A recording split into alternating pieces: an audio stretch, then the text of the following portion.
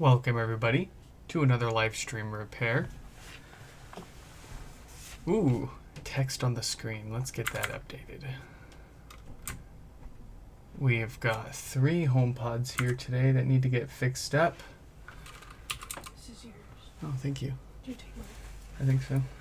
It's raining. Yeah. Sorry to bother. Let's see. First one from Brian with no power. After that, we've got Scott with what seems to be some DC offset symptoms, and then we'll wrap up with Greg, who's got some death farts, which DC offset symptoms, pretty much the same thing.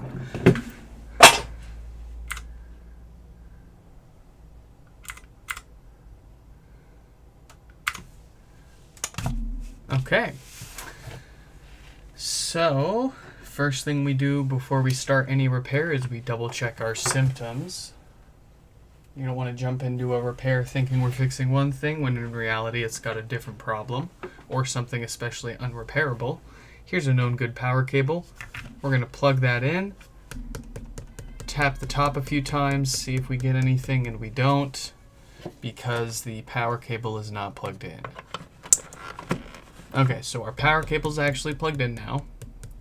We still don't get any response, and our kilowatt meter says we're pulling about 4 watts of power from the wall, minus about 1 watt that the kilowatt itself tends to report itself as, so around 3 to 4 watts of power draw. That tells us that we've got the most likely common shorted Schottky barrier diode on the amplifier issue here.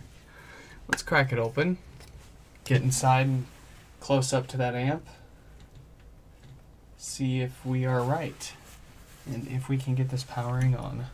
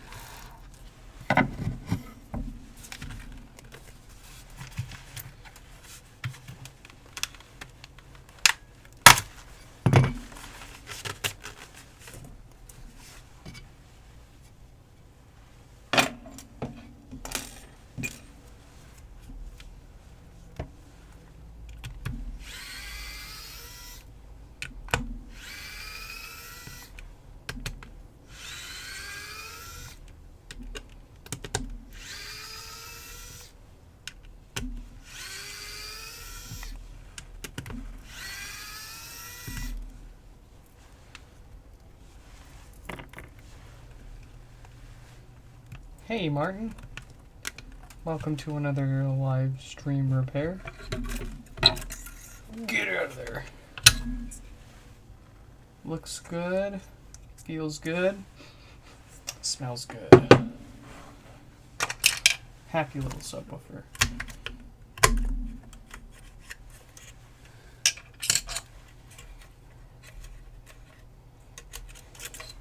Ooh, very nice.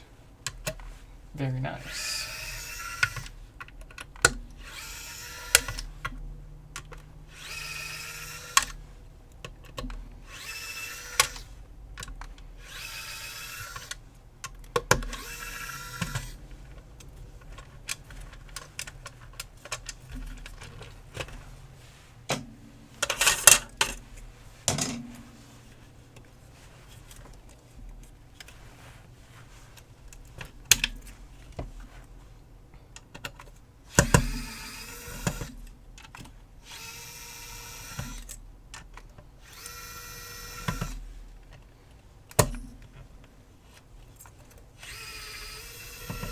Was it just like another standard no power with the shorted diode?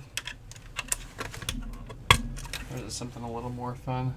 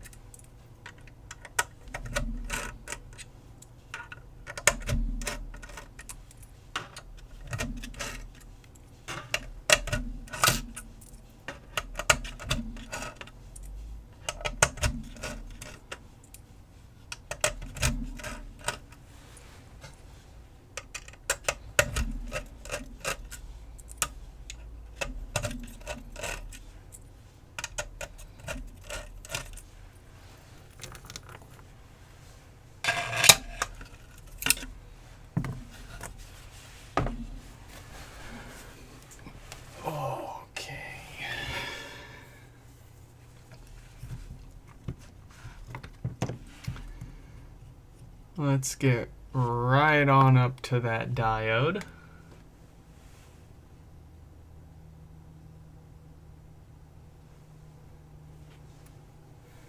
Only got a few diodes left, so I'm not able to help with anything else for now. Oof.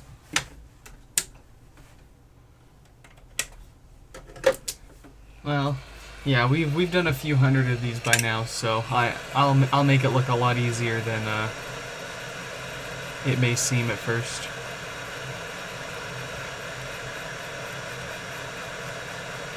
We should do a live stream where we just count how many diodes that we've got from our previous repairs. We're probably at like 350 to 400 now. I'll have to update the website again.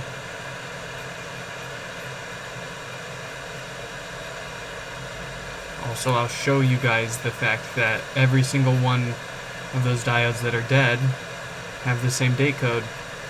And then we've got all the other diodes that we've replaced preemptively when HomePods come in for other repairs than no power. And they've got the diode still works fine, but we replace it anyways. Seems to be that bad batch, but we can just speculate. Go off what we've been seeing.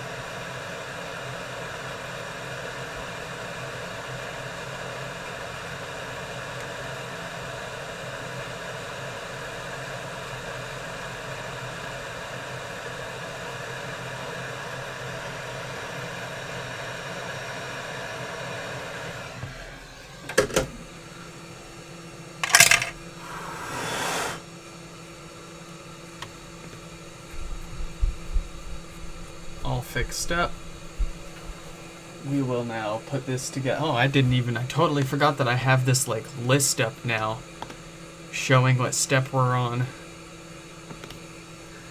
We cruised through most of that pretty quickly.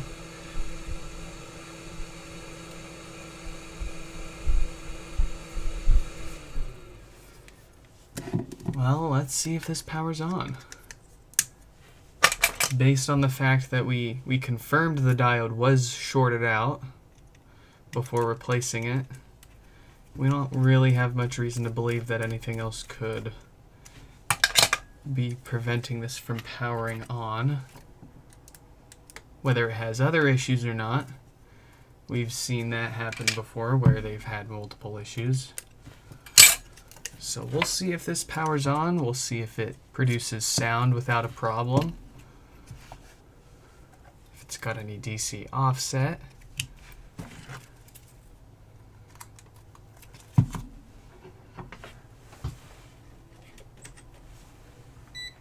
Here we go. And we've got power.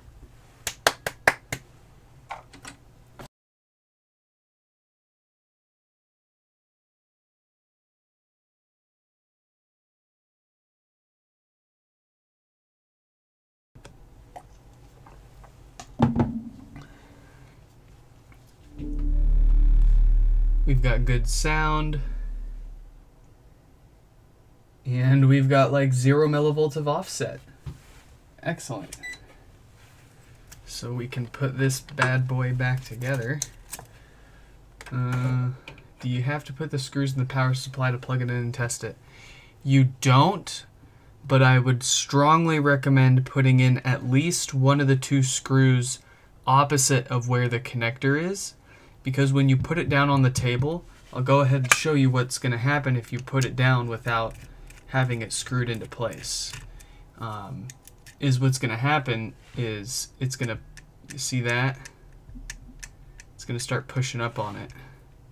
And it's going to start unplugging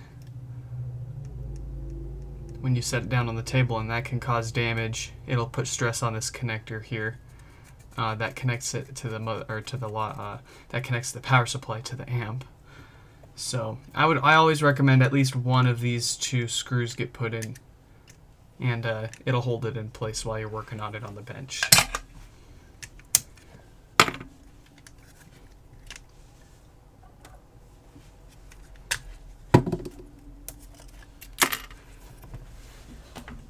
Like I am supreme lazy, so I have found pretty much most possible ways to optimize how efficient we are at repairing and fixing these. There really isn't much any steps that I do that isn't pretty much without good reason.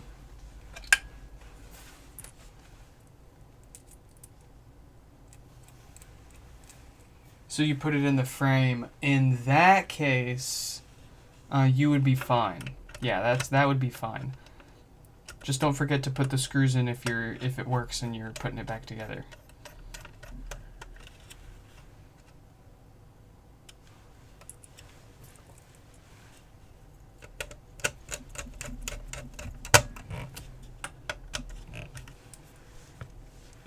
Some of the screws do have ground pads in the power supply, but that's not the only source of ground. It's redundant, so it's not absolutely necessary that you have the screws in there just for testing. It'll work.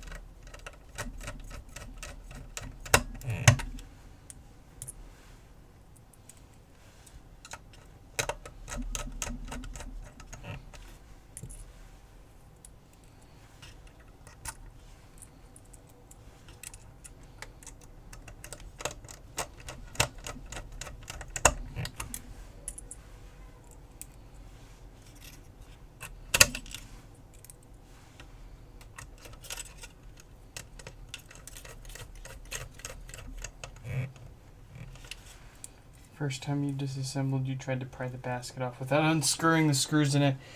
Bro, I've done that like a handful of times as recent as like a month or two ago. I'll go and like try to pry a basket off, and I'll be like, why is it so damn hard right here?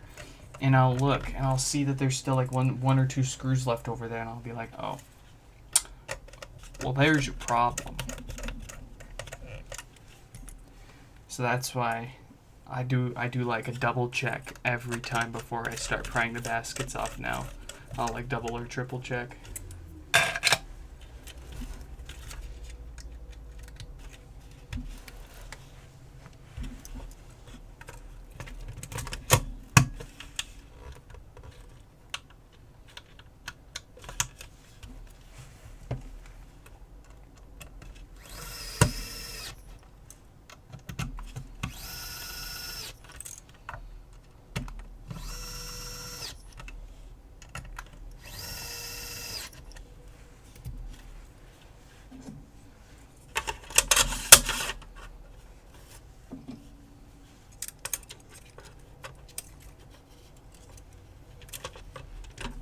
Oh man, Kira and I were just talking about that.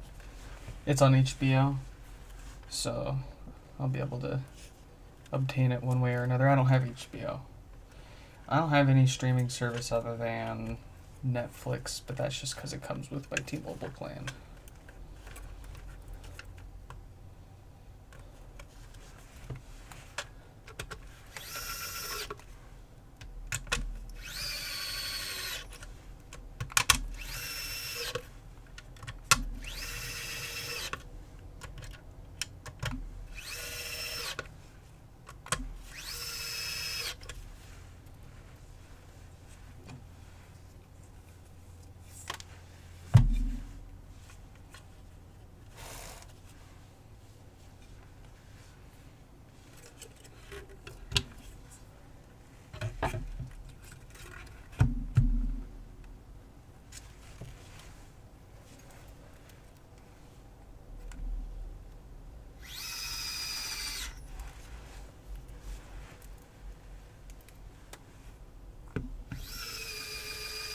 Ah, yes, the MiniWare ES15.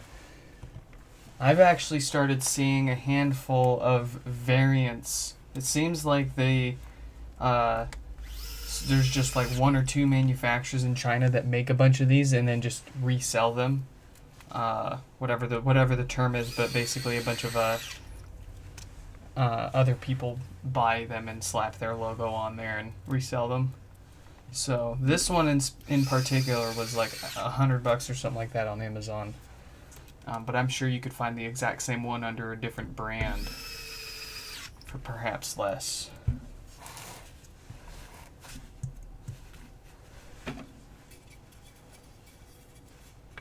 Really cuts down on the amount of time I spend putting screws in and taking them out.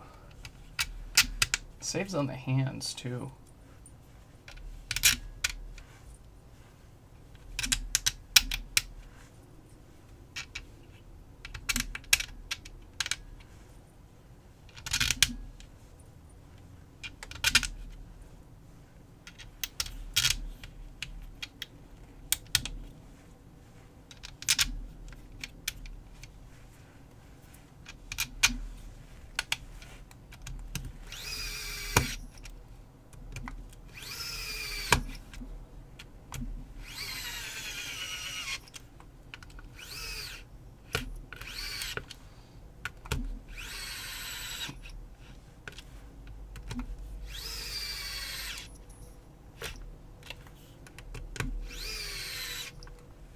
Thanks for dropping by, Martin.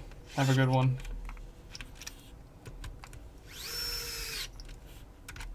Oh, and I'd love to visit sometime. You best believe it. One day.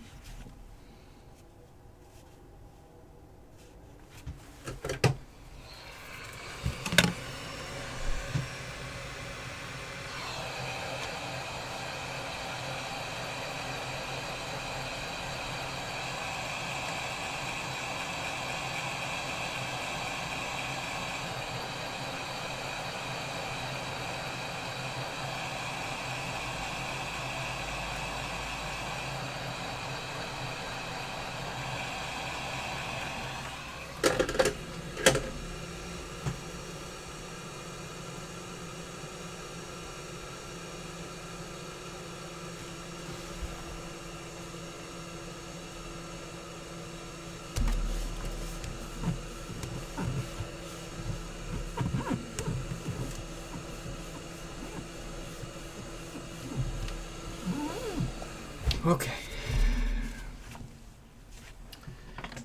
Is it fixed? Yes, it is. While that's booting up, we will go on and open up Scott's pod here with some what seems to be DC offset symptoms.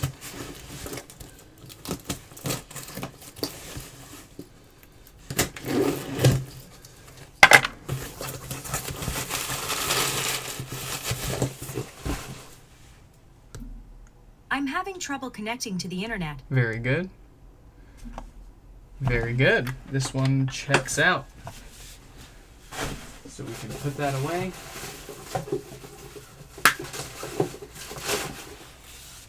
Grab number 2.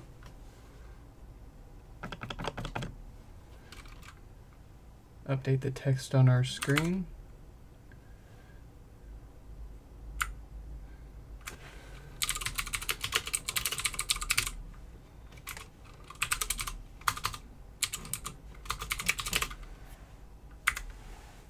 Here we go. Let's check what it's doing. If I remember correctly, he said it might take a few minutes for it to actually misbehave. Let me double check.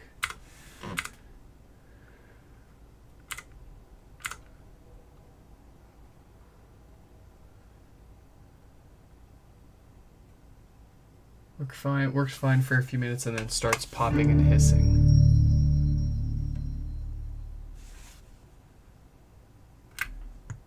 Ooh. Yeah, that sounds a bit like some DC offset there.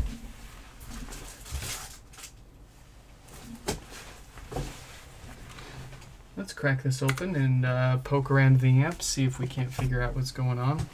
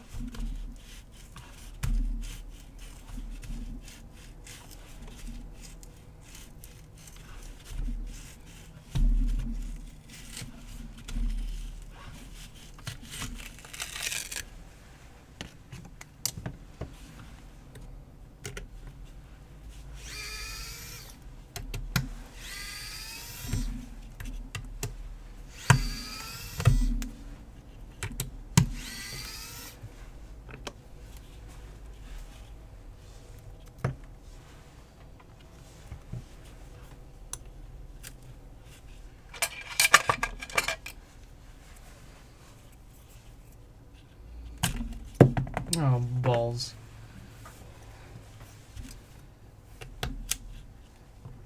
Get under there.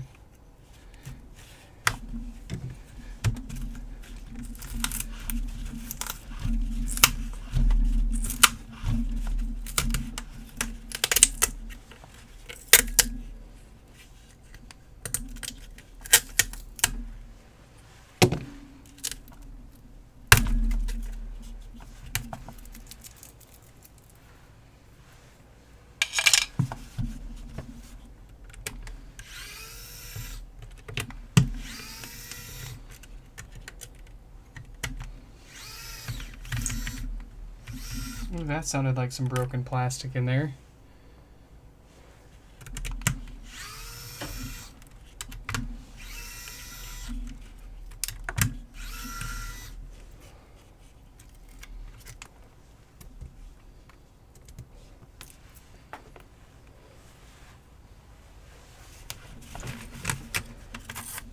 Yep.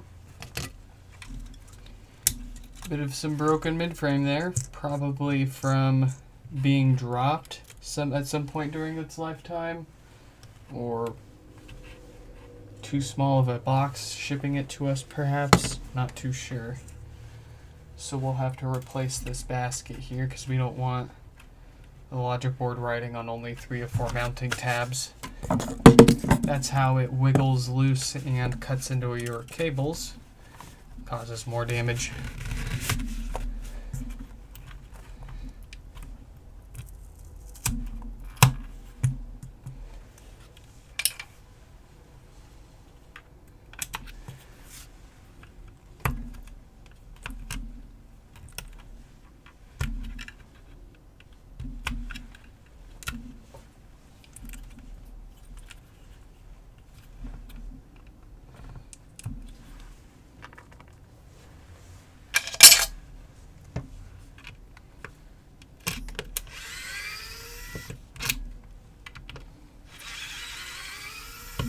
Oh yeah, that screw is real bent. Oh boy.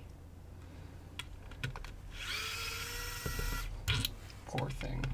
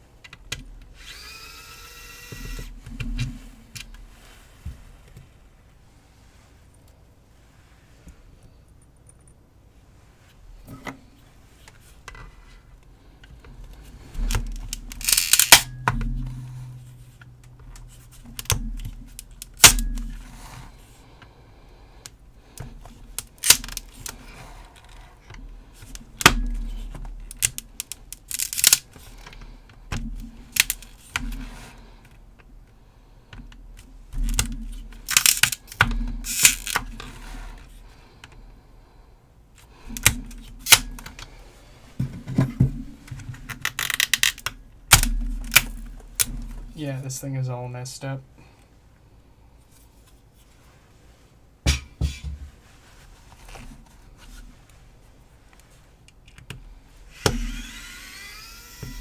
Hopefully it didn't bend the woofer. Still sounds sealed, so I don't think so.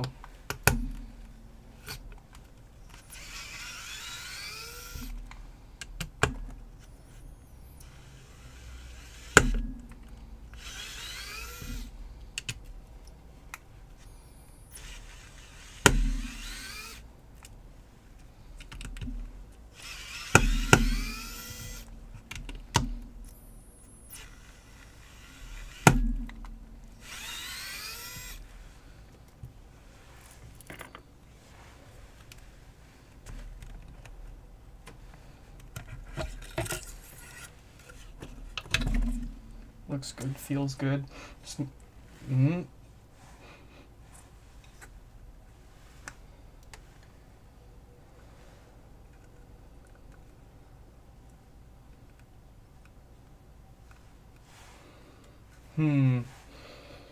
Smells questionable. We'll come back to that.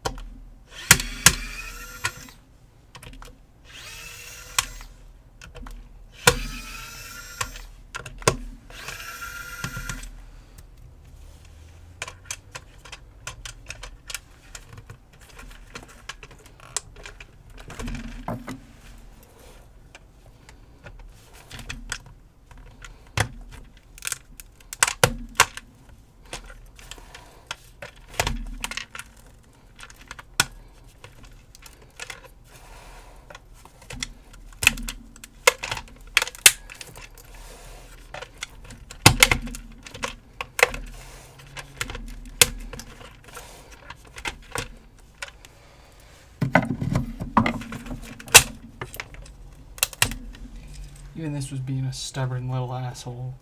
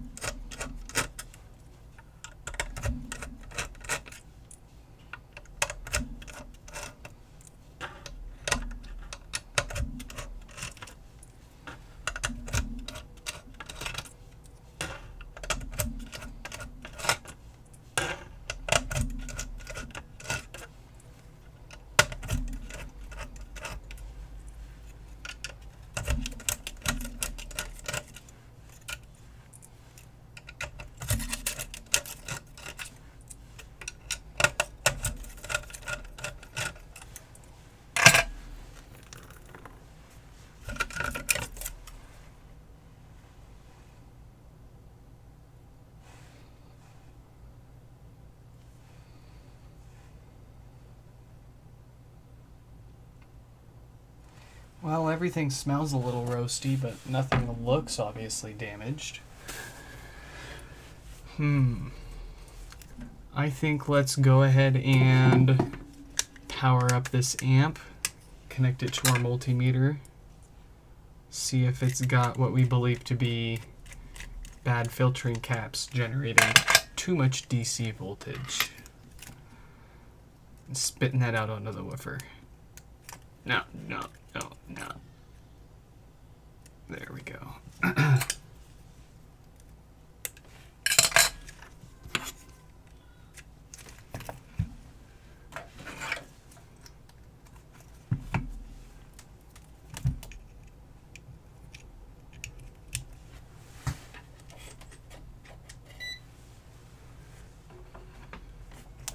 What's it got?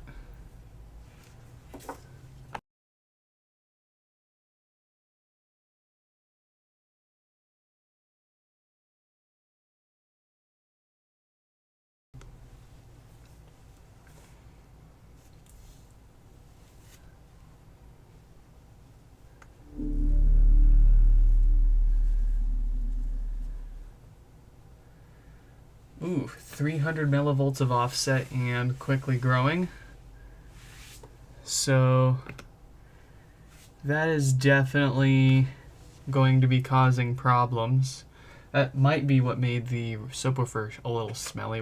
Probably was cooking that poor thing.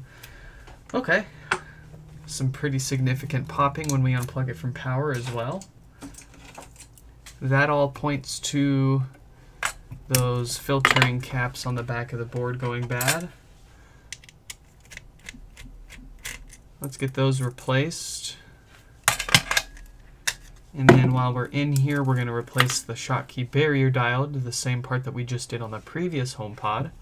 That's what commonly fails and gives you the no power issue. So we're just going to nip that problem in the bud while we've got it.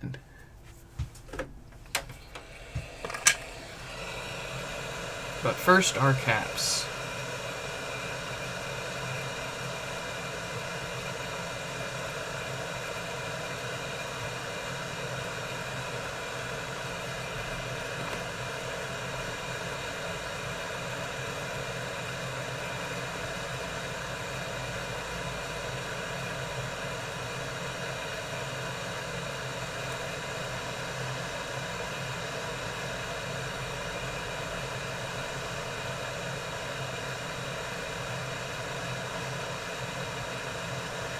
Can your friends do this? Can your friends do that?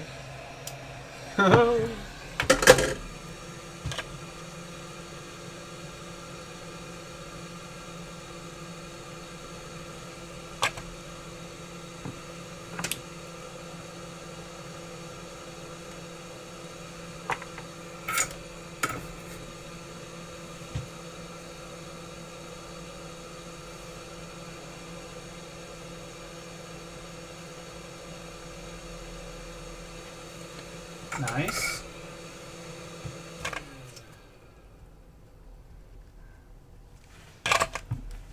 Alright, and then the 4-for-1 special. 1, 2, 3,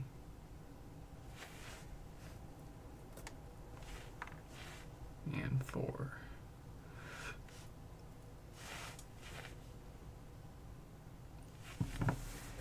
Check out these cool moves.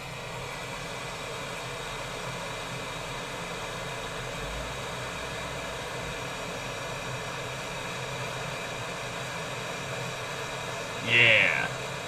Oh.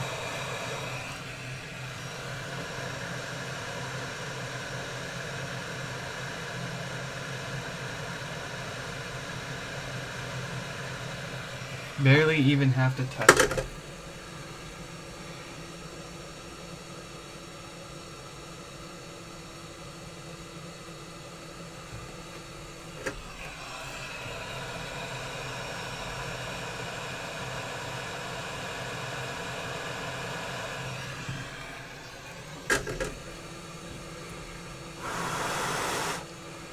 check them.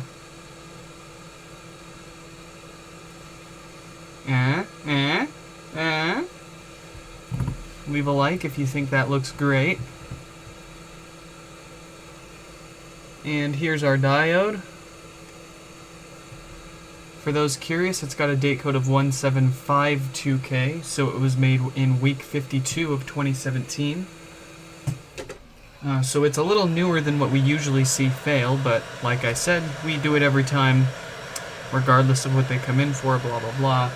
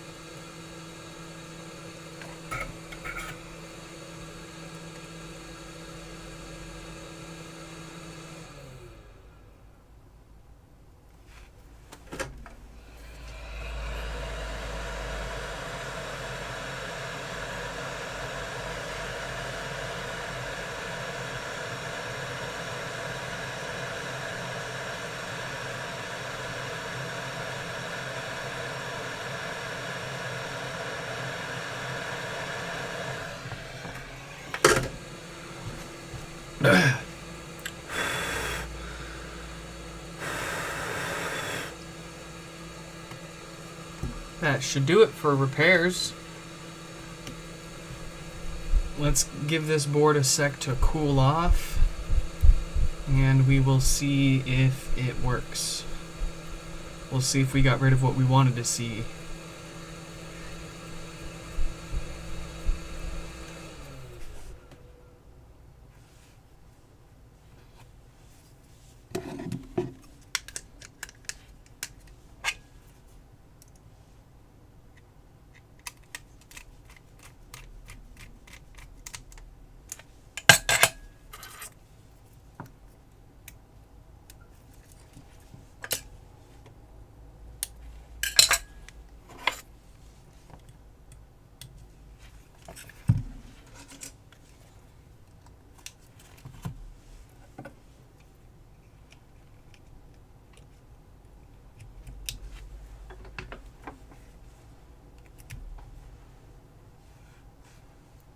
Alright, so we've still got power. That's a good sign.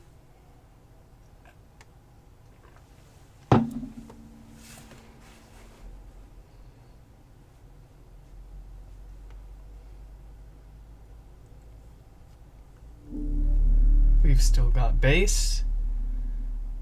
And our DC offset is 7 millivolts. 7 to 8 millivolts. That is excellent. A significant improvement and within spec now.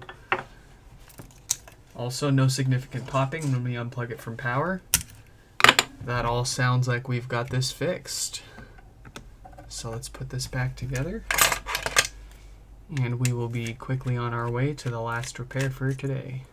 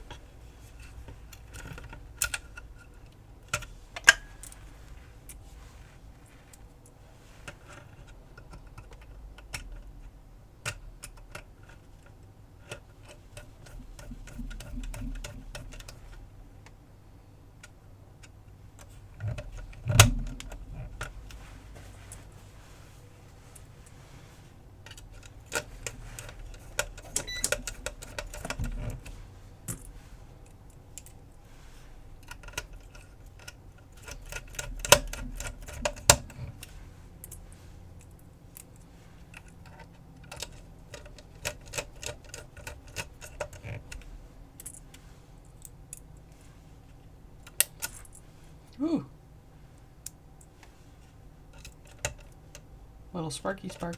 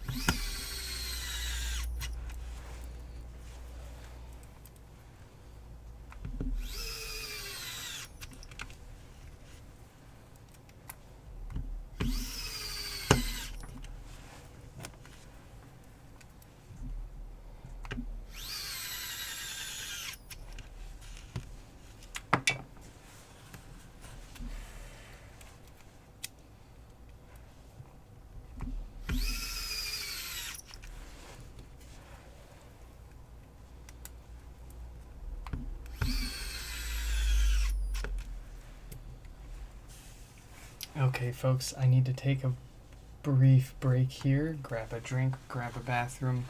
We'll be right back.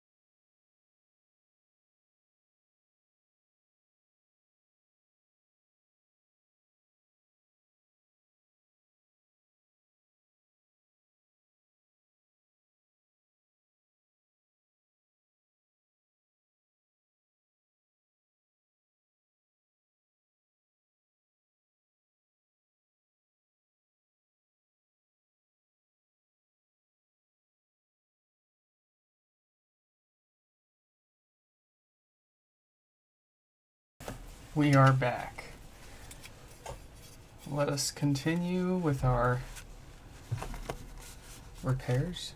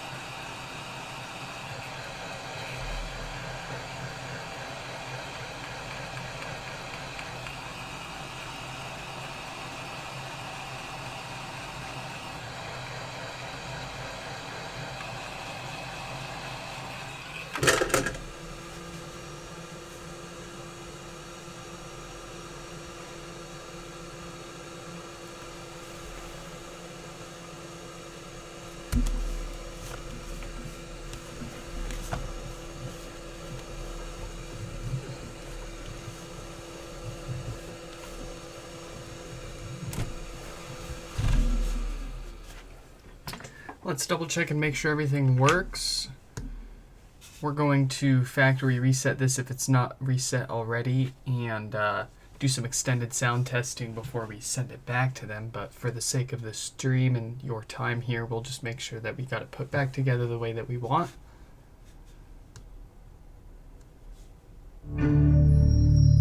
Sounds awesome. All right. Let's just make a quick sticky note of that so we don't forget.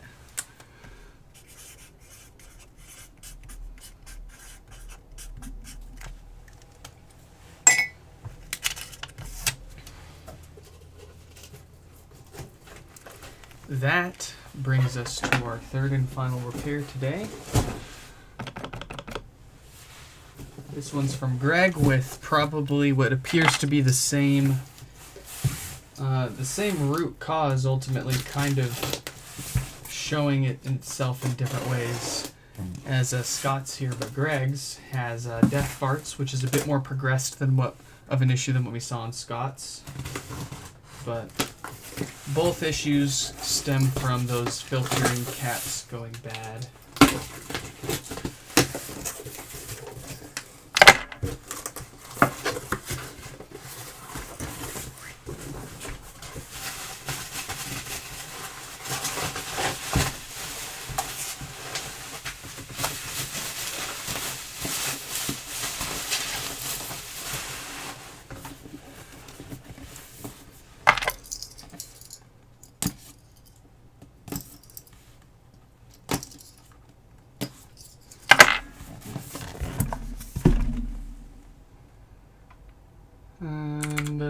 Ba-da-dum.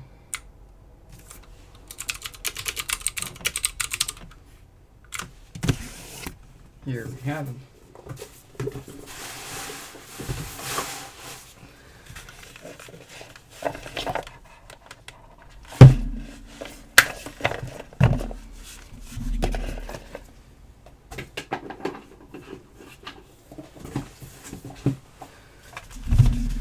So, same thing as always, let's check our symptoms first.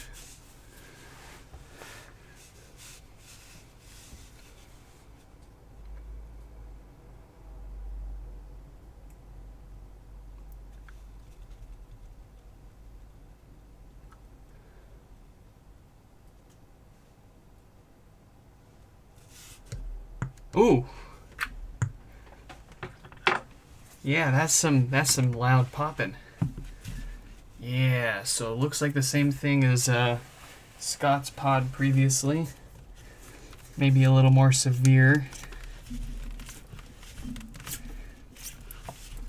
But it's the same plan as always. Let's get this apart. We'll get connected to that amp inside. Confirm that we've got too much DC offset causing these problems. And then we will replace our filters.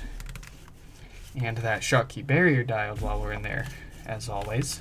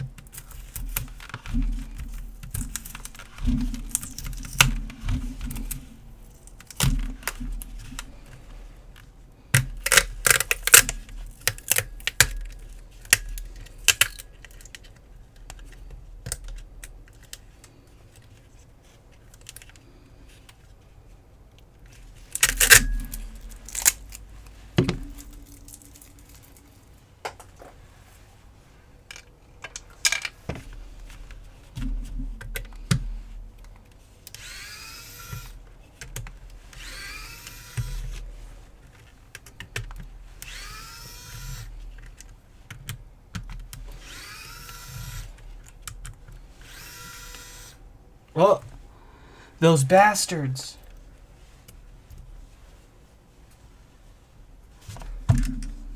Look at these screws and tell me what the difference is between one of them.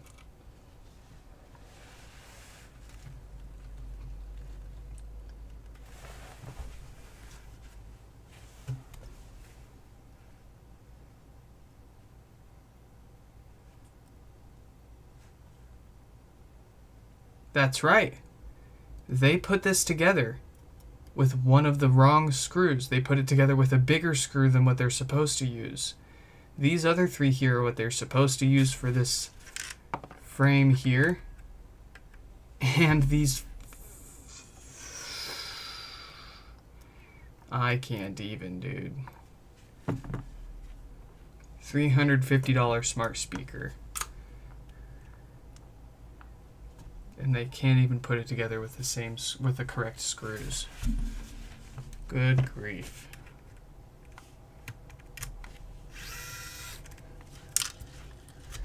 I think just for kicks and giggles, we just put it back together with the same misarrangement of screws.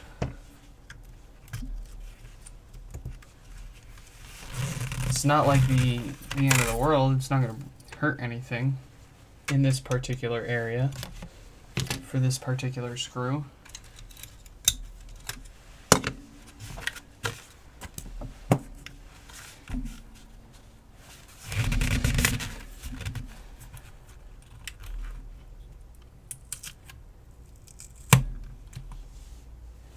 Hey, well, thank you for watching.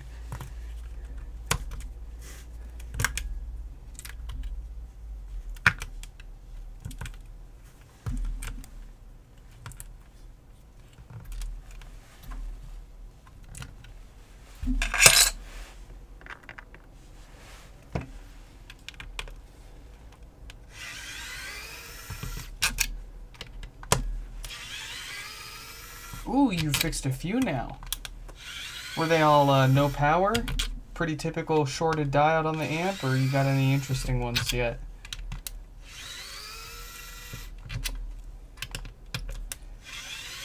Also, I'm curious if this was something you just do for yourself, just to get your hands on more, or is this like a repair service that you offer?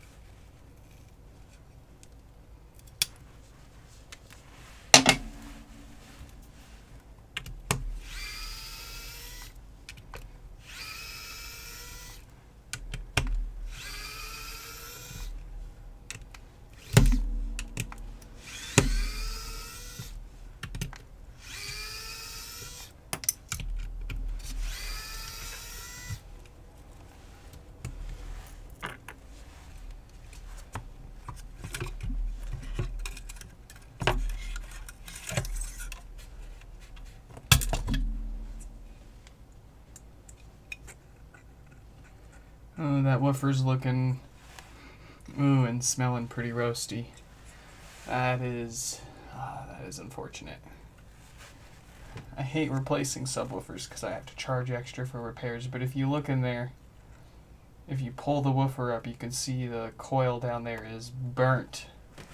So unfortunately, we were not able to get to this before it roasted the subwoofer, but at least we are able to repair this still. We will do the board repairs that will prevent this from happening again.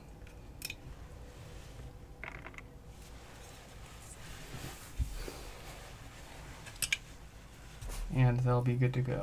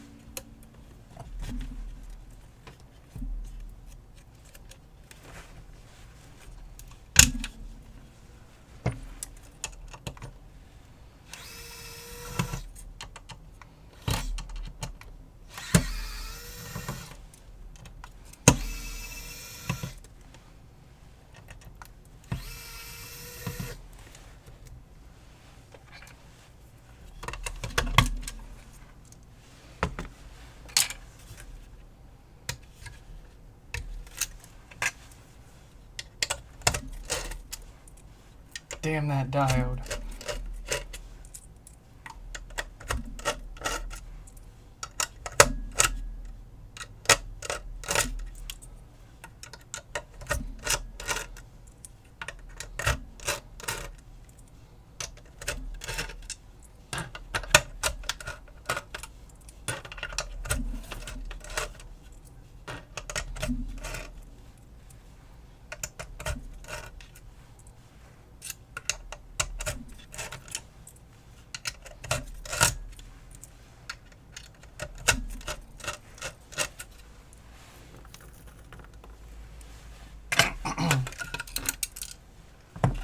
Here we are.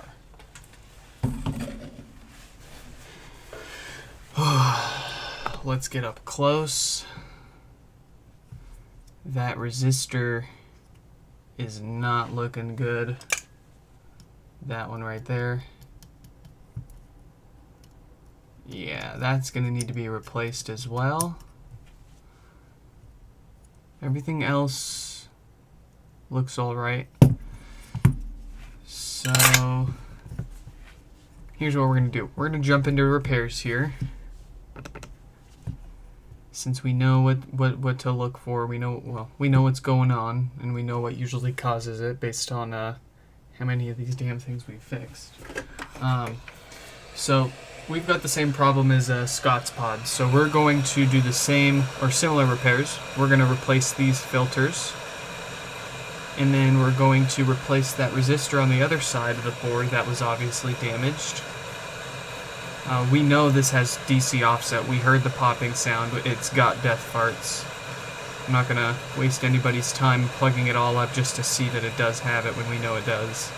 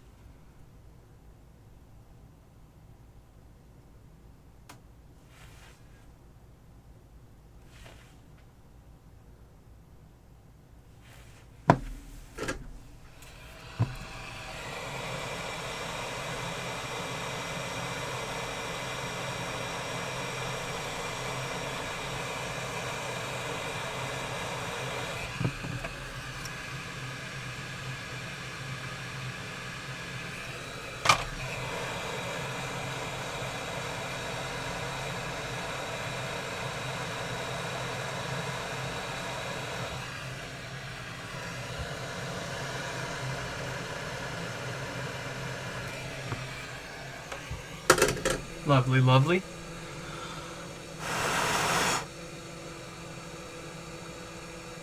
Mighty fine. Next up, that resistor.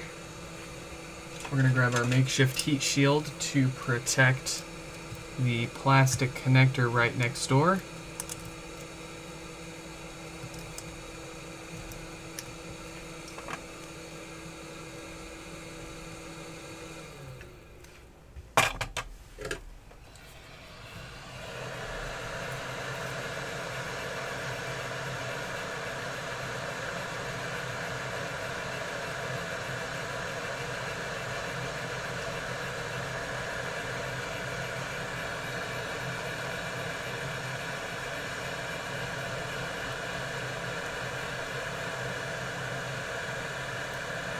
There we go. And it just flicked right off, huh?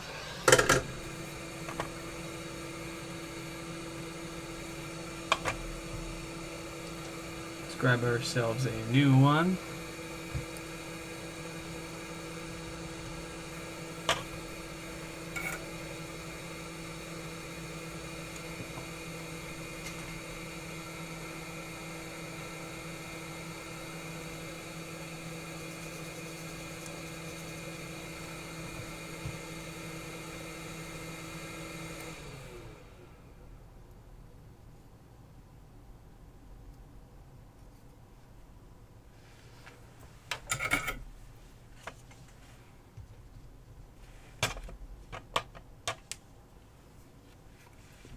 Ah, yes.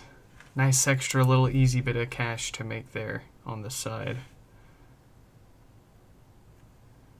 I did that for a while. And then I just got really busy doing repairs and life in general.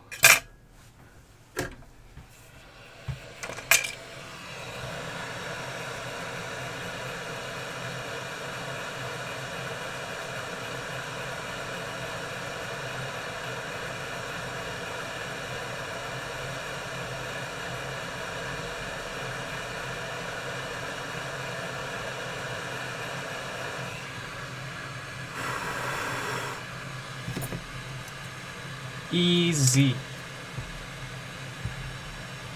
So, last but not least, let's knock out that diode. It's got a date code of 1752K. So again, a little newer than we normally see fail, but we're going to replace it.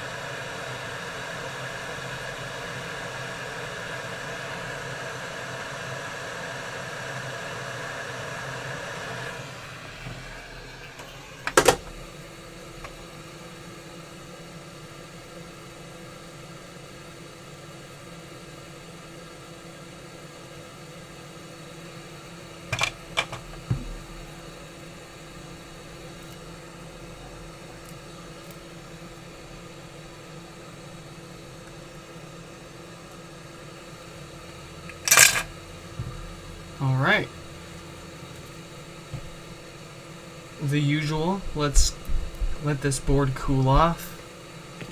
We will see if it's fixed.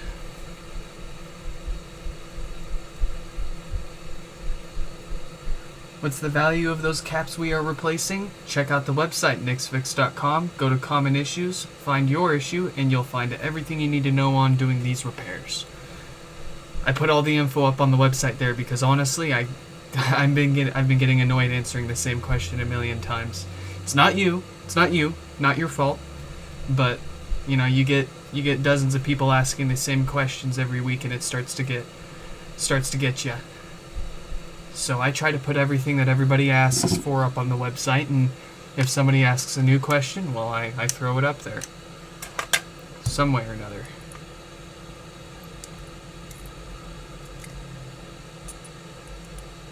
Go to the Common Issues section, and then you'll find the section for the popping and death farts.